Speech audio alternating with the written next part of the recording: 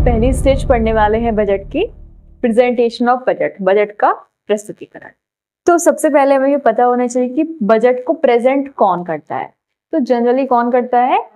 Finance minister, जो वित्त मंत्री होते हैं वो उसको प्रेजेंट करते हैं।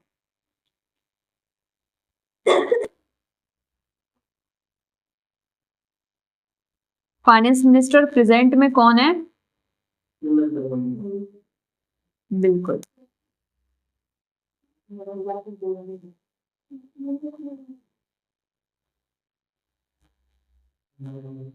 श्रीमती निर्मला सीतारमण, वो हमारी वित्त मंत्री हैं। फिर कहाँ इसको किया जाता है प्रेजेंट? Only in Lok Sabha. तो किया तो राज्यसभा में भी जाएगा, बट फर्स्ट टाइम, पहली बार जैसे कि स्टार्ट होगा बजट, तो उसकी स्टार्टिंग होगी, वो होगी लोकसभा में। लोकसभा में ये ओरिजिनेट होगा, समझ गए हो? यानी कि स्टार्ट होगा।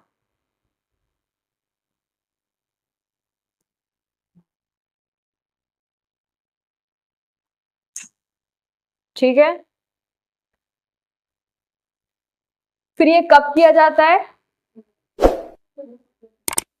देखिए, एक हाँ, जनरली ट्रेंड ये था कि last day of working day फरवरी के लास्ट वर्किंग डे में इसको प्रेजेंट किया जाता था। बट 2017 के बाद इसको 1 फरवरी को पेश किया जाता है।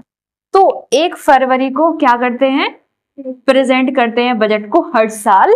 उससे पहले करते थे last working day of Feb.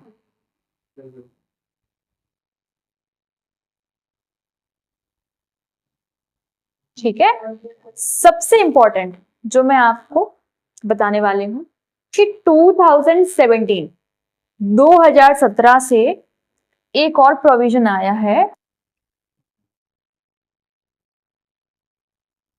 2017 से पहले 2 बजट होते थे, एक रेलवे बजट, एक जनरल बजट, जो अभी है ना। तो इसके 2 पार्ट होते थे, रेलवे बजट और एक था जनरल बजट, जिसे हम अभी स्टडी कर रहे हैं। तो रेलवे बजट भी वैसे ही पास होता था जैसे कि आम बजट होता है, बट ये पर्टिकुलर रेलवे मंत्रालय, रेलवे मिनिस्ट्री के द्वारा होता था, उसी के लिए ही होता था, ठीक है, पास। बट जनरल बजट सभी मिनिस्ट्रीज के लिए, सभी डिपार्टमेंट्स के लिए होता है पास, क्योंकि इनकम जहां से जनरेट होगी, फिर हमें एक्सपेंडिचर भी तो करना है फाइनेंशियल ईयर का। बट रेलवे जो बजट था वो सिर्फ रेलवे मिनिस्ट्री के द्वारा ही, रेलवे मिनिस्ट्रीज के लिए ही किया जाता था, ठीक है। तो इतना याद रखिए। 2017 के बाद इसको क्या किया है यूनियन गवर्नमेंट ने, स्पेशली जो मोदी गवर्नमेंट है उसने क्या किया, इसको मर्ज किया है, दोनों बजट को मर्ज कर दिया है, एक बजट बनाया है जिसको कहते हैं हम यूनियन बजट, संघीय बजट, ठीक है। इसको याद रखने की आवश्यकता है। फिर मैंने बताया 1 फरवरी 2017 से 1 फरवरी को इसको प्रेजेंट किया जाता है। कहाँ किया जाता है? लोकसभा में। ओके, अब जब बजट की स्पीच फाइनेंस मिनिस्टर कंप्लीट कर देते हैं, फिर उसको राज्यसभा में प्रेजेंट किया जाता है। अभी लोकसभा में स्पीच हो गई बजट की, अब इसको राज्यसभा में प्रेजेंट किया जाता है, राज्यसभा में। तो राज्यसभा में इससे रिलेटेड पावर्स क्या है बजट से रिलेटेड, कि सिर्फ राज्यसभा जो है वो उसको डिस्कस कर सकती है, ठीक है। तो only Rajya Sabha only can discuss the budget, but don't have what, voting on demand for grant, voting on demand for grant. तो यहाँ पे सिर्फ ओनली डिस्कस है, सिर्फ इसकी चर्चा कर सकते हैं, लेकिन क्या नहीं है, no power of voting, voting on demand for grant. तो इसकी पावर राज्यसभा सदन है उसके पास नहीं है, ठीक है। तो ये हमारा हुआ presentation of budget. First stage हो गई कंप्लीट। अब हमारी आती है सेकंड स्टेज, जिसे हम क्या कहते हैं, जनरल डिस्कशन, आम बहस। तो जो जनरल डिस्कशन होता है दोनों हाउसेस में किया जाता है। पहले फर्स्ट किया जाता है इन लोकसभा, देन इन राज्यसभा। ठीक है, जब जनरल डिस्कशन किया जाएगा उस टाइम पर कोई भी वोटिंग नहीं की जाएगी, सिर्फ डिस्कशन ही होगा।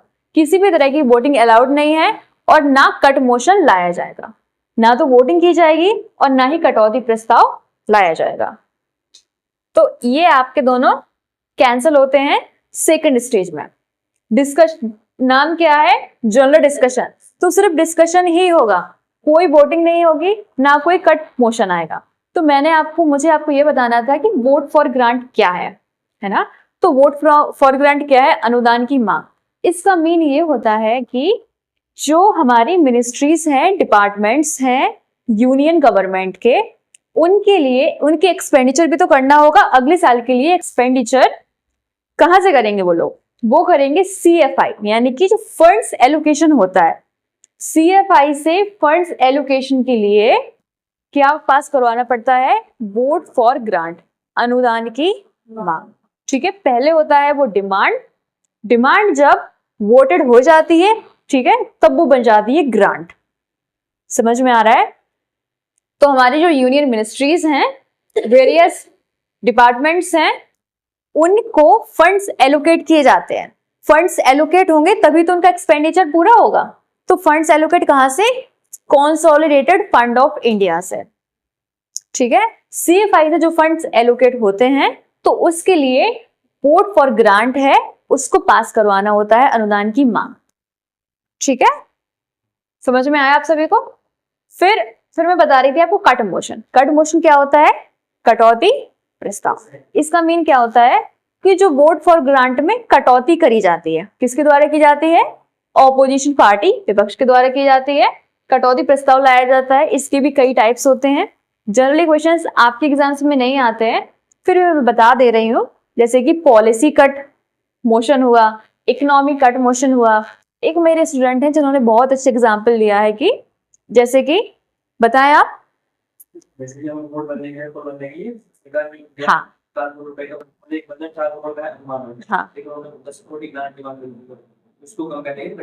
बिल्कुल बिल्कुल, इन्होंने बताया है, हमारे एक स्टूडेंट है, उन्होंने बताया है कि जैसे कि ब्रिज के लिए कोई एस्टिमेटेड एक्सपेंडिचर किया, मतलब अनुमानित हमने अंदाजा लगाया कि भाई इतना इसमें खर्चा हो जाएगा। ठीक है, तो गवर्नमेंट ने लगाया 10 करोड़ हो जाएंगे, बट उसमें एक्चुअल में होते हैं 4 करोड़। तो उस केस में जो ऑपोजिशन पार्टी है उसमें कटौती प्रस्ताव लाएगी।